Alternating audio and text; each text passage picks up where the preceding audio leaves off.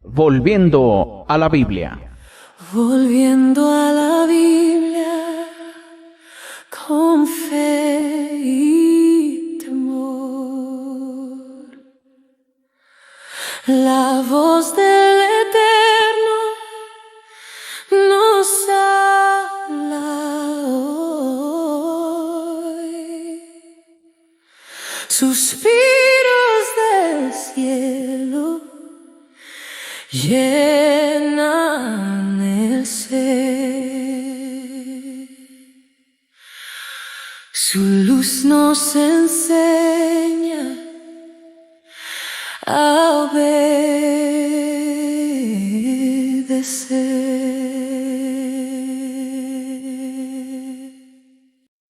Dios les bendiga, estimados hermanos. Es un placer para el servidor estar nuevamente con ustedes para estudiar este tema sobre la centralización y el institucionalismo.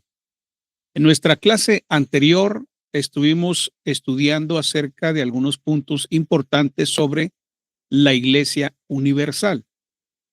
Vimos que la Iglesia Universal no está compuesta de iglesias locales, sino de individuos que han sido redimidos por la sangre de Cristo. Toda persona que obedece el Evangelio de Cristo es añadida por Cristo mismo a su cuerpo. Esa es la Iglesia Universal, como dice Hechos capítulo 2, versículo 47. También estuvimos analizando algunos pasajes donde pues a veces se genera cierta confusión de qué es lo que significan, sobre todo en relación a la Iglesia Universal y las iglesias locales, porque hay quienes piensan que la Iglesia Universal se compone de congregaciones locales y pues esto no puede ser posible, porque si Cristo añade individuos a su cuerpo y no a congregaciones, entonces la iglesia se compone de individuos, no de congregaciones. Una cosa es que las congregaciones sean compuestas de individuos y otra cosa es que la Iglesia Universal se componga de congregaciones. Eso es una falacia, eso es un error. No, lo que son añadidos a la iglesia, al cuerpo de Cristo, son individuos, no congregación. Si fueran añadidas congregaciones, pues entonces serían congregaciones las que se bautizan. Serían congregaciones las que oyen el Evangelio, serían congregaciones las que están en pecado y entonces se arrepienten y entonces confiesan a Cristo, entonces son bautizadas y luego esas congregaciones se hacen miembros de otra congregación. No es posible. Entonces, por lógica y de acuerdo a lo que enseña la Escritura, la Iglesia Universal se compone de individuos que obedecen el Evangelio según Hechos capítulo 2, versículo 47. Vimos también que la Iglesia Universal no tiene gobierno humano, sino que su cabeza y su única cabeza es Cristo. ¿Sí? Entonces, es un error aquellos que piensan que la Iglesia de Cristo en su sentido universal, pues tiene una cabeza humana, ¿verdad? Cuando la Biblia claramente dice que la cabeza es Cristo. Entonces, es un error también querer centralizar el poder, centralizar la organización, ¿verdad?, de las diferentes congregaciones, pues en una iglesia local, centralizando obra, dinero y poder, desde luego. Entonces eso es un error, o ya sea entregando todo el poder a los ancianos de cierta congregación también. No, la cabeza es Cristo y no puede haber otra central, no puede haber otro centro de poder, otra fuente de autoridad, otra fuente de organización, sino solamente Cristo que gobierna su iglesia a través de las Escrituras, como lo enseña la Biblia en Efesios, que texto que estudiamos, donde nos dice claramente que Cristo es cabeza de la iglesia. También la Iglesia Universal no realiza obras colectivas, sino que obra mediante la fidelidad personal de cada creyente en el mundo. La Iglesia Universal no puede, hermanos, no puede llevar a cabo obras colectivas, porque es imposible que hermanos de distintos países, naciones, tribus y lenguas pues se organicen para funcionar como un solo cuerpo. Eso no es posible. Eso no se puede. Por eso, la voluntad de Dios es que los miembros de la Iglesia Universal obren de manera distributiva en congregaciones locales, ¿verdad? Entonces, la Iglesia Universal obra cuando cada miembro obra ¿verdad? En diferentes congregaciones locales, ¿sí? O haciendo su obra individual. Entonces, no, la Iglesia Universal no tiene gobierno humano, no realiza obras colectivas y tampoco tiene tesorería. No tiene oficinas ni programas mundiales porque Dios no le dio estructura administrativa a la Iglesia Universal. Si usted cree que la Iglesia Universal puede ser activada para que haga algo, pues entonces nos explique cuál es la estructura administrativa de esa Iglesia Universal. La Iglesia Católica tiene la suya. La Iglesia Católica, como lo indica su nombre, Iglesia Universal, Iglesia Católica, pues ella tiene su estructura, ¿verdad? Para obrar de manera universal, de manera colectiva. Tiene un papa, tiene un gobierno central aquí en la tierra y de eso se trata precisamente la centralización y el institucionalismo. Muchos hermanos piensan que eso es legítimo, entonces no se puede criticar ese gobierno central que tiene la Iglesia romana, sino que deberían de decir entonces que ese gobierno es bíblico. Pero es así, no lo es, hermanos. No lo es porque el Nuevo Testamento no habla de una sola tesorería, no habla de oficinas, ni programas mundiales, ni estructura administrativa para que una central obre a través de otras iglesias o por medio de otras iglesias. Eso no enseña el Nuevo Testamento. La iglesia local, por su parte, con sus ancianos, diáconos y sus miembros, sí posee una organización estructural, terrenal, suficiente para ejecutar las obras colectivas que el Señor ordenó. ¿Qué es lo que el Señor ordenó en cuanto a obras colectivas? Evangelizar, edificar y practicar la benevolencia limitada a santos necesitados. Esa es la obra colectiva que Dios establece en el Nuevo Testamento y esto, según la Biblia, se lleva a cabo a través de las iglesias locales. Cualquier intento de activar a la Iglesia Universal en esta tierra equivale a crear una organización humana que sea paralela al cuerpo de Cristo. Ahí donde precisamente se pone en riesgo la pureza del Evangelio. Ahí es donde nos desviamos de la Escritura. Es donde se transfiere lo divino a lo humano. Entonces tenemos que tener cuidado porque este tema de confundir precisamente lo que es la Iglesia Universal con la Iglesia local, llevando todo esto a la centralización y al institucionalismo, entonces nos aparta, nos aleja de la voluntad de Dios revelada en su palabra. Así que, como habíamos dicho, vamos a ver ahora lo que es la iglesia local. Porque si en el sentido universal la iglesia carece de toda organización terrenal, en el sentido local posee una estructura claramente definida por el Espíritu Santo. El Nuevo Testamento no deja este punto a la imaginación. No deja este punto a que cada quien piense, ¿verdad?, cómo va a hacerle para hacer la obra de Dios aquí en la tierra. No. Las epístolas pastorales y los relatos de los hechos nos ofrecen el patrón claramente mostrado en la escritura para hacer la obra de Dios. Vamos a la escritura, vamos al libro de los Hechos en el capítulo 14, en el versículo 23, para conocer lo que dice el Nuevo Testamento sobre la organización bíblica de la iglesia local. Ahí vamos a ver que el modelo apostólico siempre muestra una pluralidad de ancianos en cada congregación.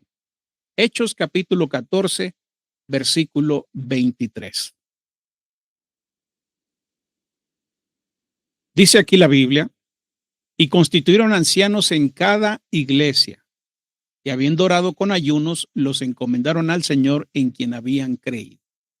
Fíjese bien cómo aquí, hablando acerca de las iglesias locales, dice que constituyeron ancianos en cada congregación, en cada iglesia. ¿Quiénes hicieron esto? Bueno, tenemos que leer el contexto.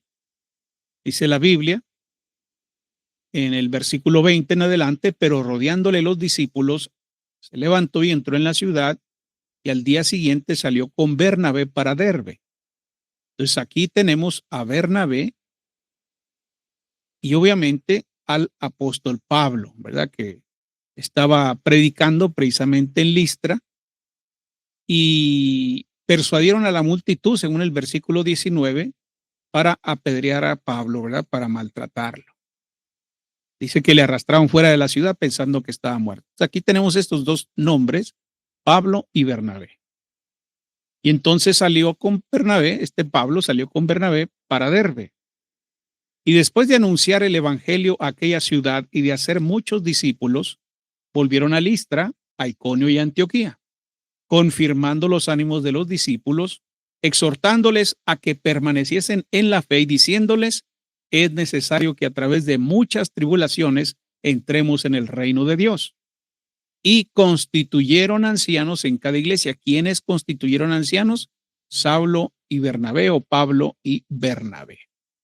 ¿Por qué? Porque pues obviamente aquí el verbo constituir implica un pronombre, ¿verdad? Y el pronombre es ellos. ¿Quiénes?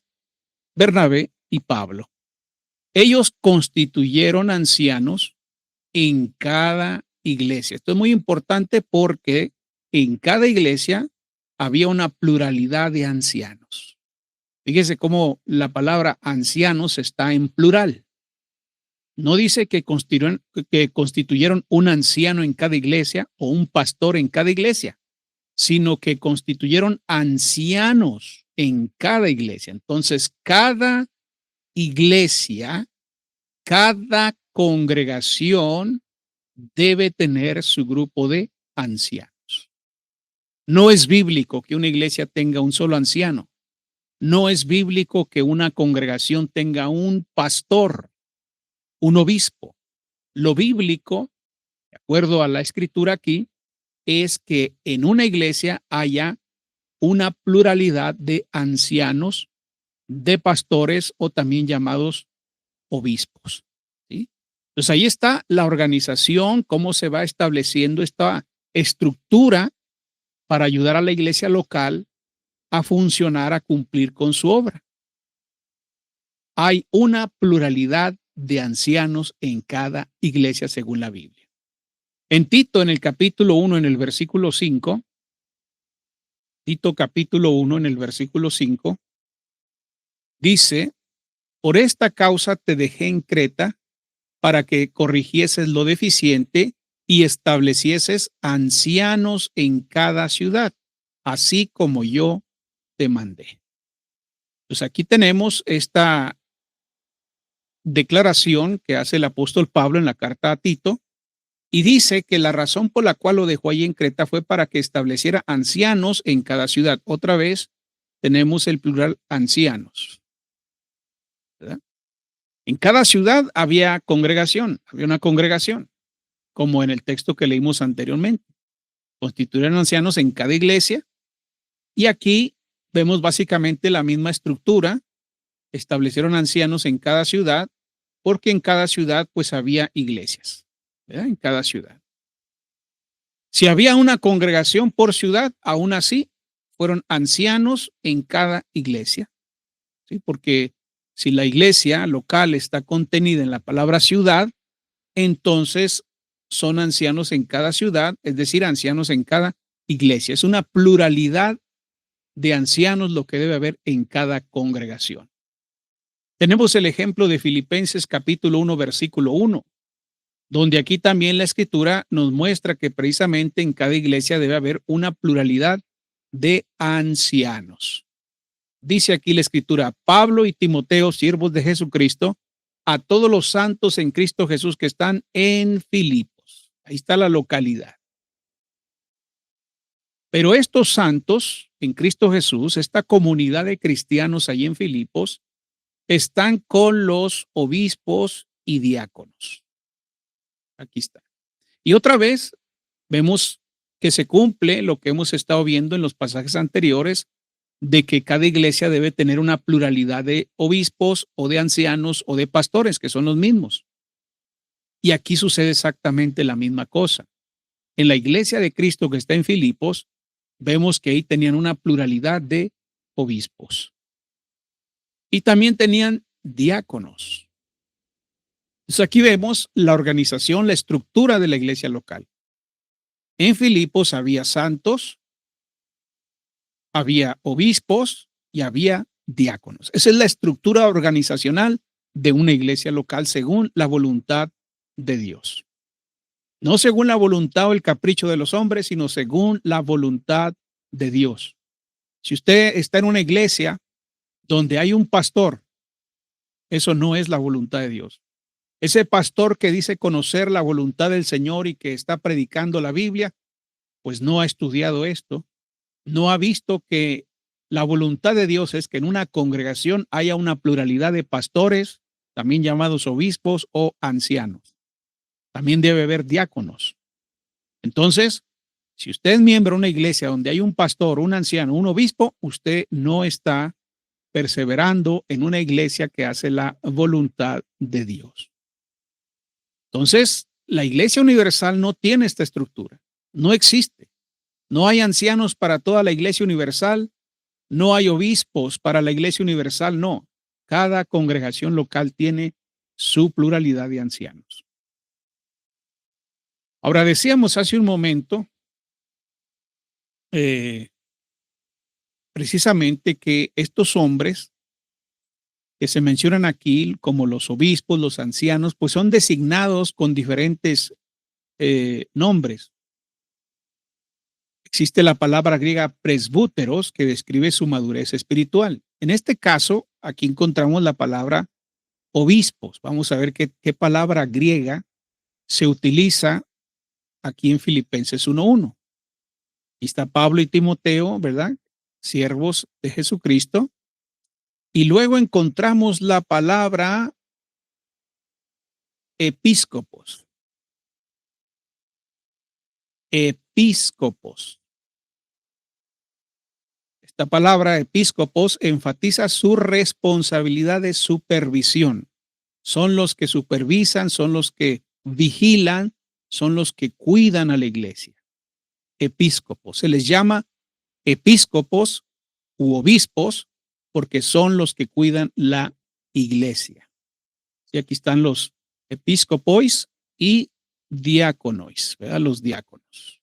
Están los diáconos, ahí están los ancianos y diáconos.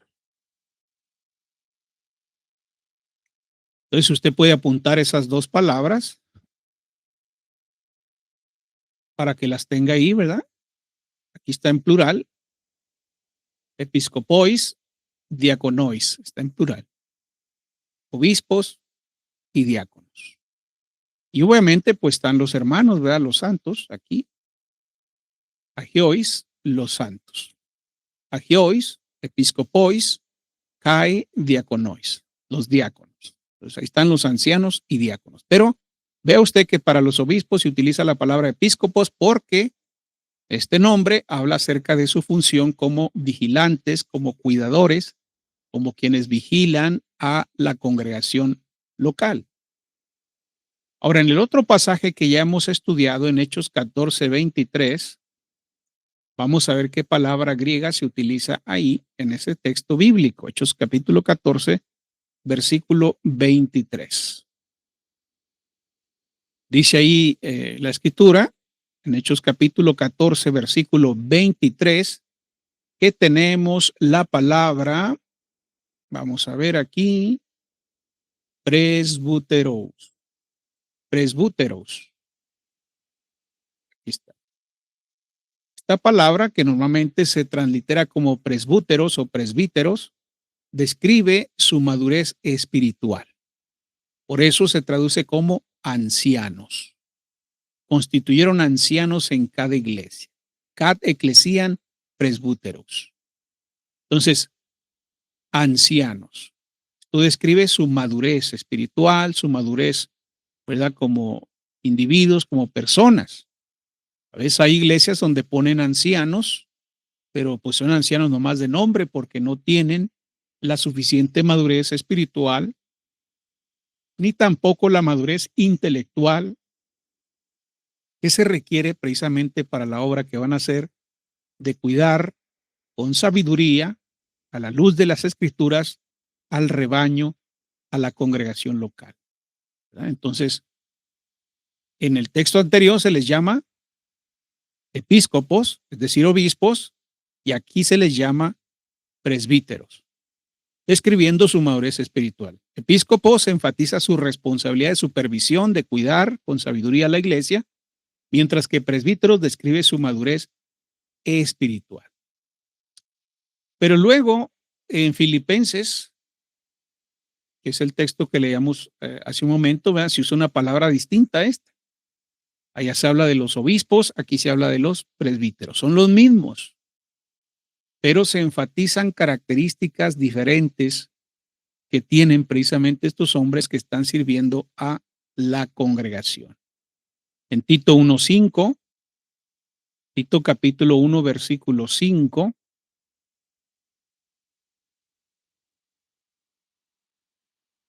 ¿está?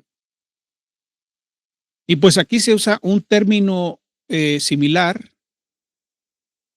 al del libro de los Hechos, presbúteros, presbíteros, o sea, ancianos, ¿sí? Los ancianos. Entonces, hay otra palabra que es la de pastores o los pastores de la iglesia. Vamos a ver dónde encontramos esa palabra. Y bueno, usted ya sabe que está en el libro de los Hechos.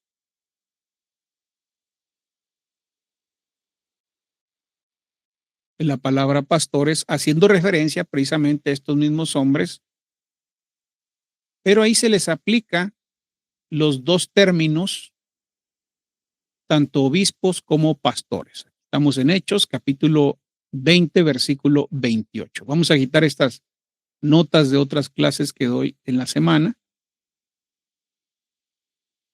Y dice así: por tanto, mirad por vosotros y por todo el rebaño en que el Espíritu Santo os ha puesto por obispos para apacentar la iglesia del Señor, la cual él ganó por su propia sangre. Dice aquí la Biblia, mirad por vosotros. Aquí tenemos este pronombre. Es subrayarlo porque nos exige la pregunta de quién se trata. ¿Quién le está diciendo esto? ¿Con quién se está hablando aquí? Obviamente, aquí mismo alguien podría decir, bueno, pues está hablando con los obispos. Sí, pero es muy importante subrayar esta palabra y considerar el contexto inmediato. Porque ciertamente que está diciendo a esta gente, a los vosotros, les está diciendo que el Espíritu Santo los puso por obispos. Pero la palabra obispos todavía no responde a quién se le dice que fueron puestos por obispos. Bueno, tenemos que leer el contexto. Y dice la Biblia, en el contexto, en el versículo 17. Enviando pues desde Mileto a Éfeso, hizo llamar ¿a quién? A los ancianos de la iglesia. Aquí está la palabra ancianos, ¿verdad? A los presbíteros de la iglesia. Estos hombres con la madurez espiritual suficiente para hacer obra de obispos, es decir, para cuidar con sabiduría la iglesia. Entonces, ¿cómo se les llama aquí? Se les llama ancianos. Otra vez en plural, a los ancianos de la iglesia. Vea cómo la iglesia está en singular porque se trata de una iglesia local, la iglesia, pero en la iglesia local hay una pluralidad de ancianos. Definitivamente la práctica de tener un pastor, un obispo o un anciano en una iglesia local es antibíblica. Aquí tenemos la iglesia local con ancianos, con la pluralidad de ancianos. Ahora, estos hombres ancianos es a los que se le está hablando aquí en este pasaje. Mire usted, enviando pues desde Mileto a Éfeso, hizo llamar a los ancianos de la iglesia. Cuando vinieron a él les dijo, vosotros sabéis cómo me he comportado entre vosotros todo el tiempo desde el primer día que entré en Asia.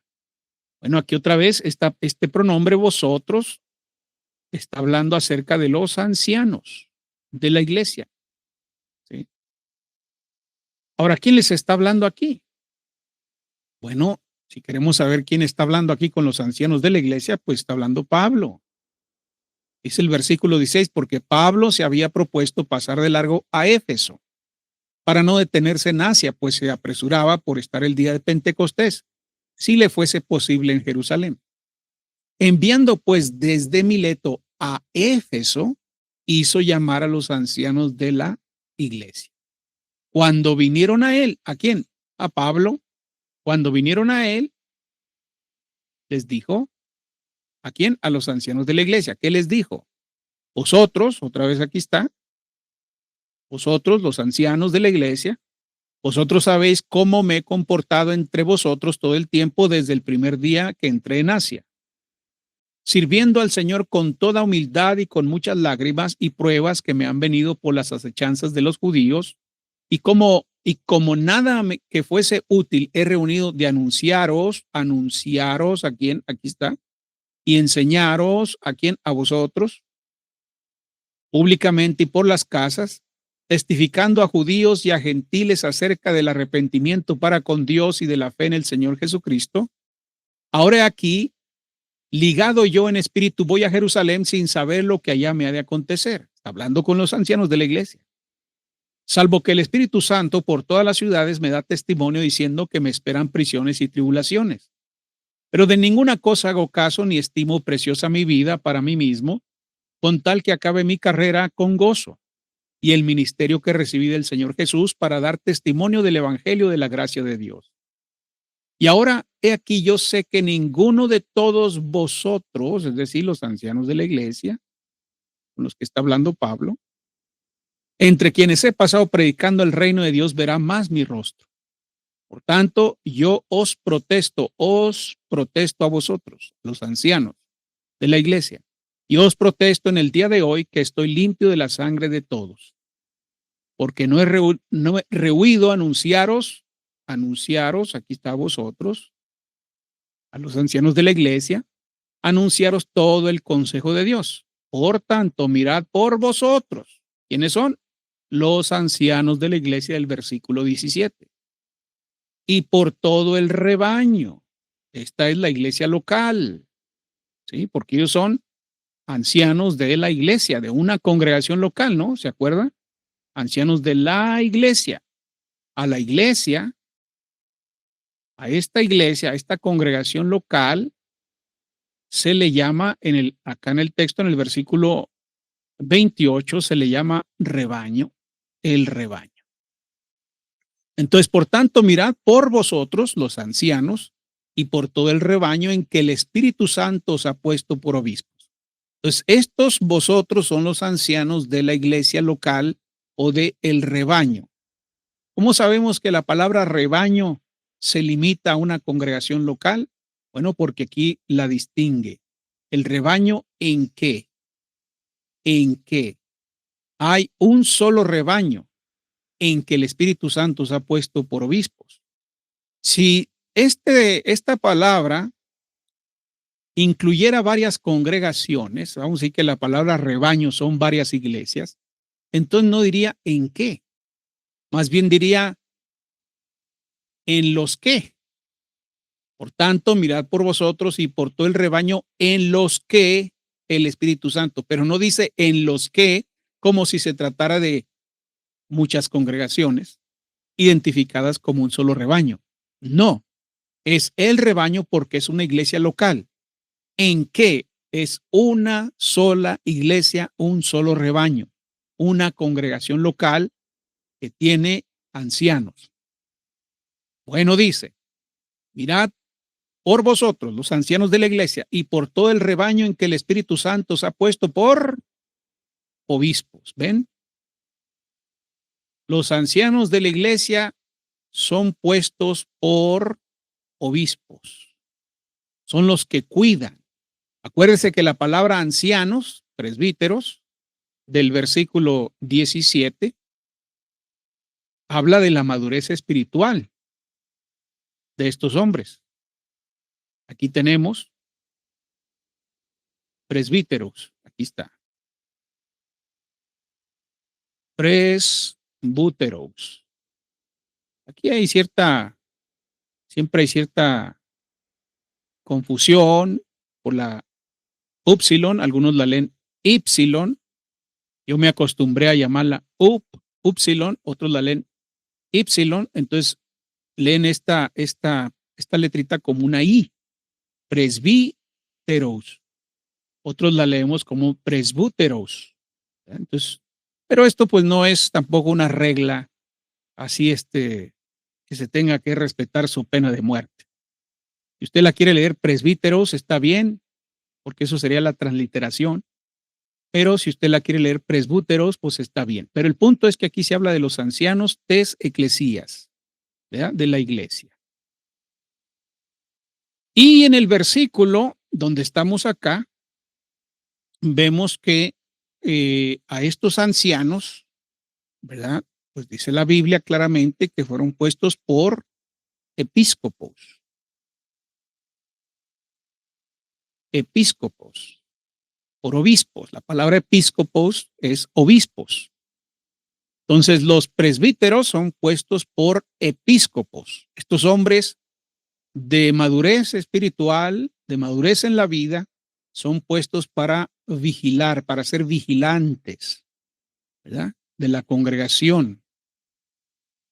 Es lo que dice aquí la Biblia en la traducción 60, a estos ancianos de la iglesia, según el versículo 28, se les denomina obispos, los vigilantes.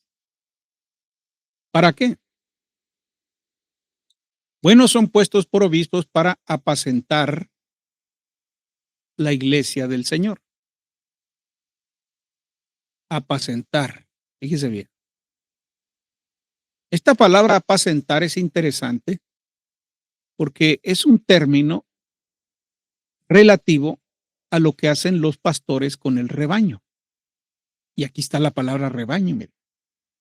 Mirad por vosotros y por todo el rebaño en que el Espíritu Santo se ha puesto por obispos para apacentar. O sea, mientras que la palabra obispos habla de vigilar y mientras que la palabra ancianos habla de su madurez, la palabra apacentar habla de la obra que ellos desempeñan. Destaca esa obra. Destaca su deber de alimentar al rebaño, de alimentarlo. ¿Sí? Y es lo que dice precisamente en el texto griego. Y dice, aquí está, apacentar. Poimanein, apacentar la iglesia. Apacentar la iglesia. Poimanein ten eclesia. Entonces, esta palabra, apacentar, pues es relativa precisamente al rebaño, al está poimnio, el rebaño. Aquí está, el rebaño. Poimio, esta palabra, poimanein, es relativa al poimio, al rebaño. Está la palabra rebaño, que es correspondiente precisamente con la palabra apacentar. Los términos son correspondientes. Se apacienta el rebaño, se alimenta el rebaño. ¿Sí? Pero el rebaño también se vigila, se cuida, se protege. Bueno, esto es lo que describe la palabra episcopos. ¿Sí? Episcopos, ¿por qué? Porque ellos cuidan el rebaño. Y si ellos cuidan cuando alimentan al rebaño, entonces son pastores. Por eso al obispo o al anciano se le llama también pastor. Entonces los pastores de la iglesia son los obispos de la iglesia y también son los pastores del rebaño o de la iglesia. ¿Ven? Entonces aquí vemos cómo Hechos capítulo 20 versículos 17 y 28 nos dicen la verdad de que los obispos, los ancianos y los pastores son las mismas personas y que esas palabras describen distintas características de su persona, de su responsabilidad y de su trabajo. Presbúteros describe su madurez espiritual, episcopos, o sea, obispos, enfatiza su responsabilidad de supervisión y pastores o poimenes destaca su deber de alimentar y proteger al rebaño. Entonces, esto es lo que contiene una iglesia local en cuanto a su estructura de organización. ¿Sí? Hay iglesias que tienen un pastor y varios obispos. Hay iglesias que tienen un obispo y varios pastores. Bueno, eso no dice aquí. Eso no lo muestra el libro de los Hechos. El libro de los Hechos nos muestra que en una iglesia hay una pluralidad de ancianos, que son los mismos que los obispos, que son los mismos que los pastores. Entonces, en una iglesia local debe haber una pluralidad de ancianos que también son llamados obispos, que también son llamados pastores. Pero si en una iglesia hay un obispo y varios pastores o un anciano principal sobre otros ancianos, eso no es bíblico. Aquí no hay ancianos principales.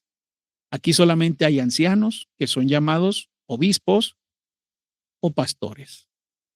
Pero esas prácticas no son bíblicas. Esto nos muestra la diferencia grande que existe entre la iglesia universal y la iglesia local. Bueno, ¿y qué decimos de lo que dice Filipenses 1:1?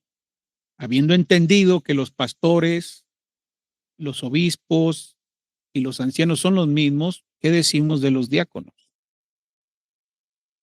Los diáconos también son parte de la estructura de organización de la iglesia local. Ellos no son gobierno de la iglesia. ¿Sí? ¿Quiénes son los que gobiernan la congregación local? Los ancianos y los diáconos. No, los diáconos no. Vamos a ver qué dice la Biblia en Hebreos capítulo 13, versículo 17. Dice el texto: obedeced a vuestros pastores. Fíjese bien. Ya vimos que la palabra pastores hace referencia a los ancianos de una iglesia local que también son llamados obispos. Y aquí dice la Biblia que hay que obedecer a los pastores, pero no a todos los pastores, sino a los que son vuestros. ¿Por qué? Porque cada congregación tiene una pluralidad de pastores. Son sus pastores. Son pastores de ese rebaño. Son pastores de esa congregación. Son pastores de esa iglesia. Entonces aquí les dice a los miembros de la iglesia local: obedeced a vuestros pastores y sujetaos a ellos. ¿A quién? A ellos, a vuestros pastores. Aquí no dice que hay que obedecer a los pastores y a los diáconos. Los diáconos no son parte del gobierno. No son aquellos que gobiernan la iglesia. Los que gobiernan la iglesia, es decir, aquellos que han de ser obedecidos, son los pastores. Aquellos a quienes la congregación debe sujetarse es a los pastores, no a los diáconos. Hay una buena motivación que ellos tienen para servirnos, para alimentarnos, para cuidarnos, para protegernos, para guiarnos, para orientarnos. Y es que ellos velan por nuestras almas. Dice aquí, ellos velan, ellos cuidan, ¿verdad? Porque es lo que hacen los pastores. Cuidan el rebaño, velan el rebaño, están velando. Esa es la función de un pastor. Dice la Biblia, si vemos, por ejemplo, lo que podría ser un pasaje paralelo, no de temas, sino de palabras, en Lucas capítulo 2, versículo 8, hablando de pastores literales que están cuidando un rebaño literal, pero dice algo interesante: había pastores sobre un rebaño, ¿ve? Pastores sobre un rebaño. Había pastores en la misma región que, ¿qué cosa? Velaban y guardaban las vigilias de la noche sobre su rebaño. Los pastores que hacen sobre su rebaño, bueno, dice que lo cuidan y lo vigilan. Están velando y guardando, ¿verdad? Ese rebaño. Bueno, metafóricamente, dice la Biblia aquí que ellos velan por vuestras almas. Los pastores tienen esa función de cuidar, de vigilar, de orientar a la iglesia, al rebaño, a la congregación local, como quienes han de dar cuenta. Ellos van a dar cuenta por su trabajo como pastores. No se trata nada más de gobernar, no se trata de quién tiene el control en la iglesia. Se trata de cuidar, de proteger a la iglesia, de servir a la iglesia, y van a dar cuenta por ese servicio. Van a dar cuenta por ese cuidado. Pero sí es necesario que los miembros de una iglesia donde hay pastores, donde hay obispos, obedezcan y se sujeten a ellos para que desempeñen este trabajo de cuidar a la iglesia con alegría y no quejándose, porque esto no es provechoso, no es bueno que los pastores de la iglesia estén quejándose de un rebaño rebelde. Es muy difícil para los pastores estar sobre un rebaño que es rebelde, sobre ovejas rebeldes, que no quieren obedecer, que no quieren sujetarse a la guía, a la instrucción espiritual de estos hombres. Entonces, los diáconos no son parte del gobierno, son parte de la organización, de la estructura de la iglesia local, de la organización, sí, pero su función no es gobernar. La iglesia no se sujeta a los diáconos, no obedece a los diáconos, obedece, se sujeta a los pastores, también llamados obispos o ancianos, pero no a los diáconos. ¿Qué es lo que hacen los diáconos entonces? Bueno, si tomamos otra vez un texto paralelo de palabras, ¿sí? Un paralelismo de palabras, vemos en el libro de los Hechos, en el capítulo 6, que se organizaron hombres para hacer cierto trabajo específico relativo a la benevolencia. Ahora, este título que está aquí, que algunas Biblias lo tienen, elección de los 7 diáconos, pues no es del todo acertado, hermanos. Este título no es del todo acertado, porque los hombres, los 7 varones que son elegidos aquí, en Hechos capítulo 6, no son oficialmente diáconos, como los diáconos de Filipenses 1:1 o los diáconos de 1 Timoteo capítulo 3, no. Estos no son oficialmente diáconos, perdón. Dice el texto: en aquellos días, como creciera el número de los discípulos, hubo murmuración de los griegos contra los hebreos de que las viudas de aquellos eran desatendidas en la distribución diaria, es decir, en la cuestión de la benevolencia. Entonces los 12 convocaron a la multitud de los discípulos y dijeron: no es justo que nosotros dejemos la palabra de Dios para servir a las mesas. O sea, este problema estaba creciendo y se estaba dividiendo en muchas ramas. Primero estaba provocando murmuración, ¿verdad?, de unos hermanos contra otros, particularmente de los griegos contra los hebreos. ¿Y cuál era la queja? Bueno, que las viudas de aquellos, es decir, las viudas que eran de origen griego, estaban siendo desatendidas en la benevolencia diaria que estaban haciendo. También los 12 estaban siendo afectados por esto, porque ellos o predicaban o servían en la benevolencia. Y como era mucha la necesidad, pues no podían con todo el trabajo. Entonces dijeron: no es justo que nosotros dejemos la palabra de Dios, o sea, la predicación del evangelio, para servir a las mesas, para hacer el trabajo de benevolencia.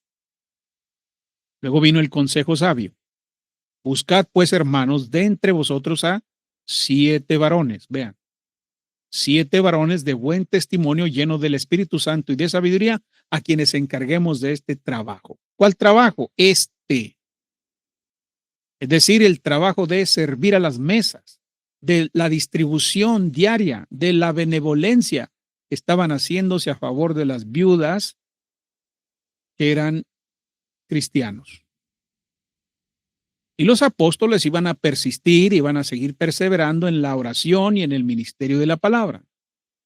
Agregó la propuesta a toda la multitud y eligieron a Esteban, varón lleno de fe y del Espíritu Santo, a Felipe, a Prócoro, a Nicanor, a Timón, a Parmenas y a Nicolás, prosélito de Antioquía, a los cuales presentaron ante los apóstoles, quienes orando les impusieron las manos, y crecía la palabra del Señor, y el número de los discípulos se multiplicaba grandemente en Jerusalén. También muchos de los sacerdotes obedecían la fe. Ahora, ¿Por qué estamos citando este pasaje cuando estamos hablando de los diáconos si este texto no habla de los diáconos? No habla de los diáconos, pero sí describe el trabajo que desempeña precisamente alguien que hace la función de diácono. Fíjese bien.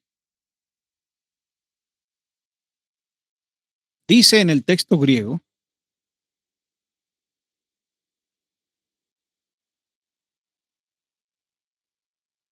que se estaban descuidando a las viudas en la distribución diaria. Y aquí nos llama la atención la palabra diaconía.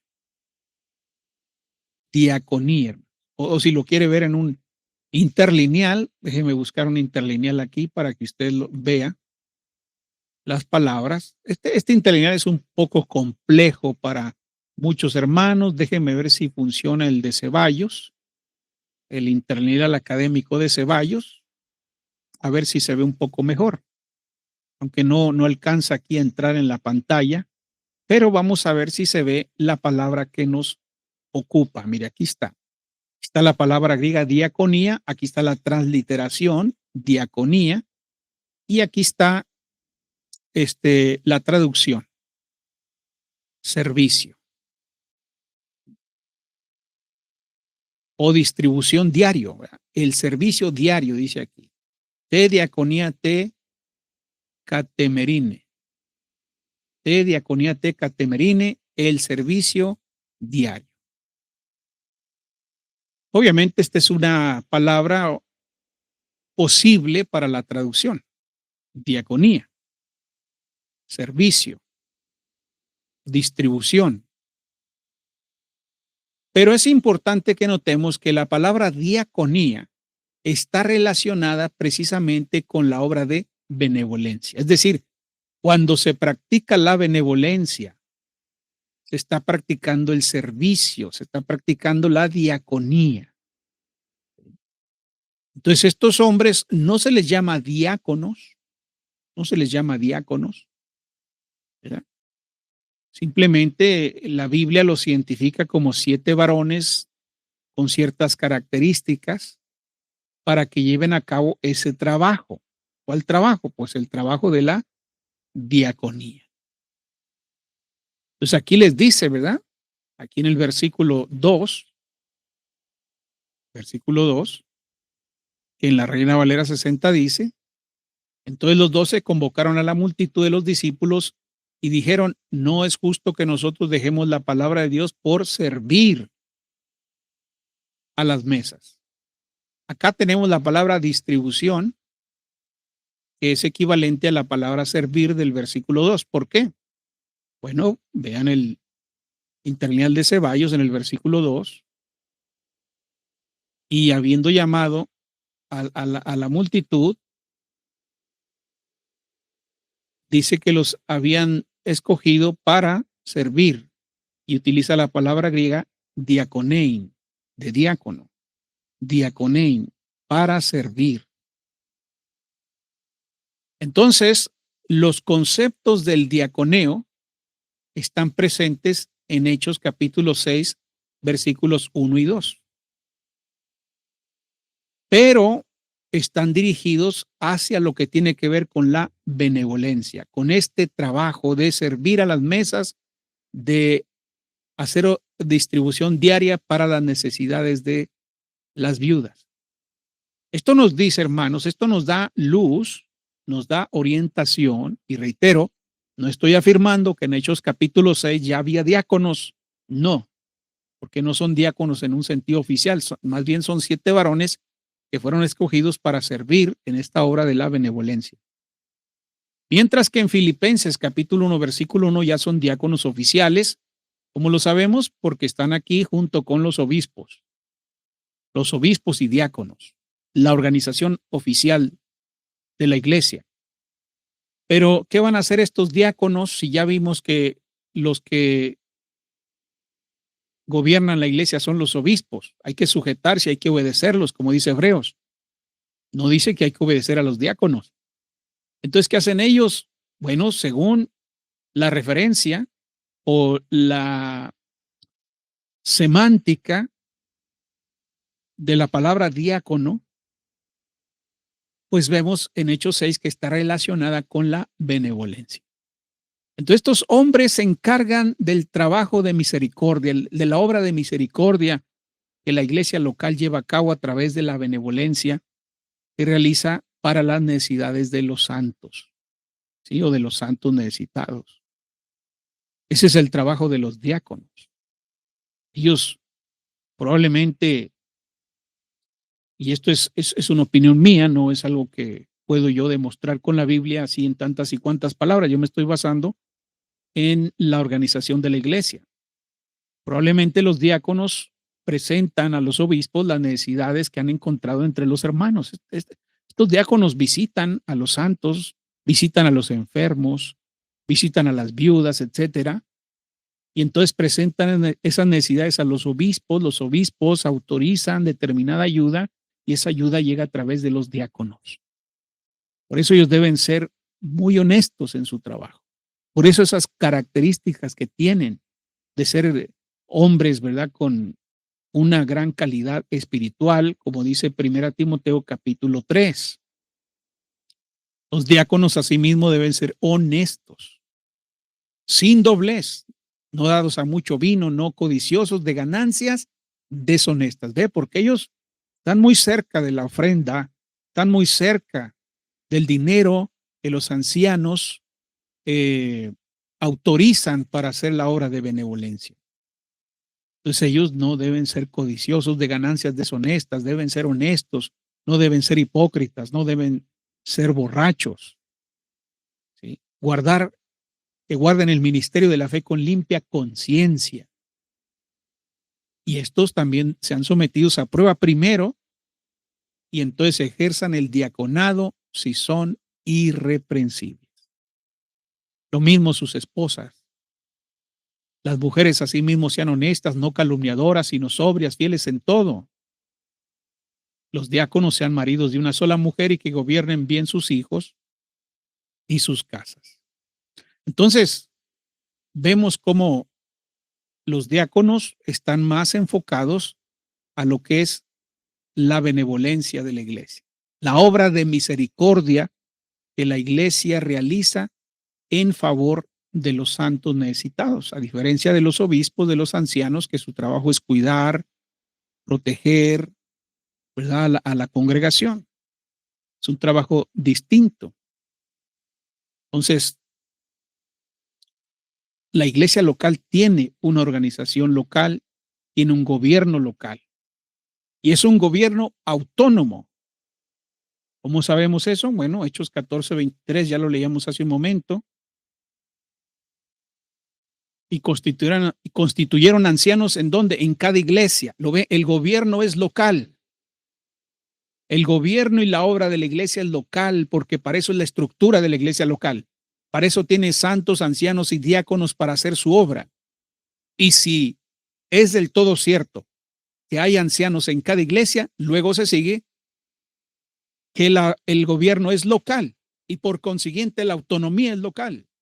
Aquí está en Hechos 14:23, la autonomía de cada iglesia local en gobierno y obra. Centralizar la obra o el dinero de las iglesias es un atentado contra esta organización, contra este gobierno local, hermanos. Es violentar Hechos 14:23, es violentar claramente lo que dice la Biblia, ¿sí? Sobre este gobierno local. Aquellos hermanos que están practicando la centralización o el institucionalismo deben estar muy preocupados porque están violando la palabra de Dios. Dice la primera carta de Pedro capítulo 5 versículo 2, apacentad la grey de Dios que está entre vosotros. Los pastores no tienen función más allá de la iglesia local. Ellos no pueden funcionar como pastores, como obispos, como ancianos más allá de la iglesia local, sino que van a ejercer su pastorado, su obispado, ¿dónde? En la grey que está entre ellos, en la iglesia local, cuidando de ella, protegiéndola. ¿Sí? Entonces no pueden ir más allá. Su obra, su jurisdicción se limita a la iglesia local. Pero a veces hay hermanos que tienen a pastores cuidando, protegiendo, velando otras congregaciones. Y eso es un atentado, una violación a los límites que el Señor ha puesto en su palabra para los pastores. La organización, el gobierno de la iglesia no debe ir más allá de la iglesia local. Así que si usted, o si por ahí me está escuchando o viendo alguien que es anciano en una iglesia y además lo tienen vigilando otra cosa que no sea la iglesia local, usted está haciendo un trabajo distinto al que la Biblia le ha encomendado. Usted va a dar cuenta a Dios por el trabajo que debe hacer. Pero si está ocupado en trabajos que Dios no le ha puesto a hacer, usted está violentando su obra como pastor, como obispo, como anciano. La centralización y el institucionalismo es una violación a todos estos pasajes bíblicos que hemos visto. Porque no hay un solo caso donde los ancianos, donde el gobierno de una iglesia local esté gobernando, cuidando, alimentando otro rebaño. Eso no lo enseña la Biblia. Bueno, mis estimados hermanos, hemos llegado al final de esta clase bíblica, esperando que sea de edificación para ustedes, y los espero en la siguiente clase, donde seguiremos estudiando más acerca de este tema de la iglesia local. Dios les bendiga a todos. Volviendo a la Biblia. Volviendo a la Biblia con fe y temor. La voz del Eterno nos habla hoy. Suspiros del cielo llenan el ser. Su luz nos enseña a obedecer.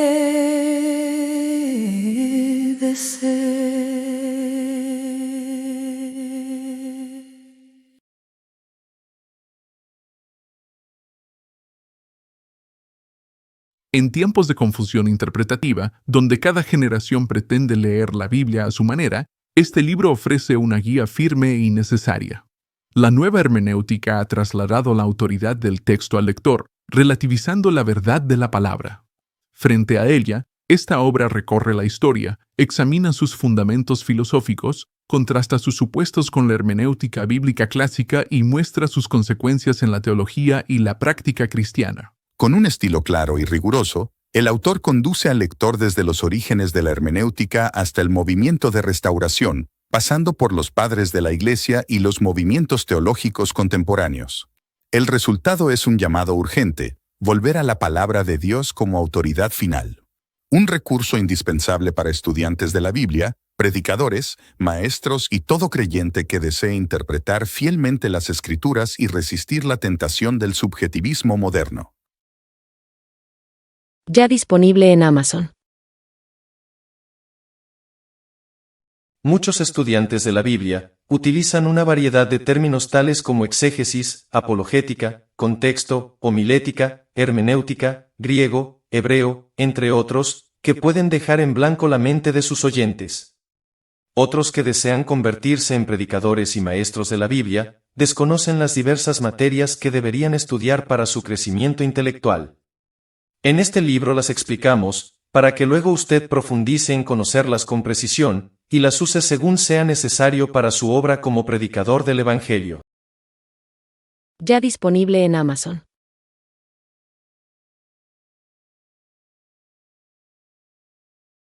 Volviendo a la Biblia con fe y temor, la voz del Eterno nos habla hoy. Suspiros del cielo llenan el ser, su luz nos enseña a obedecer. Palabra santa, llama y verdad, guía guía perfecta en la oscuridad.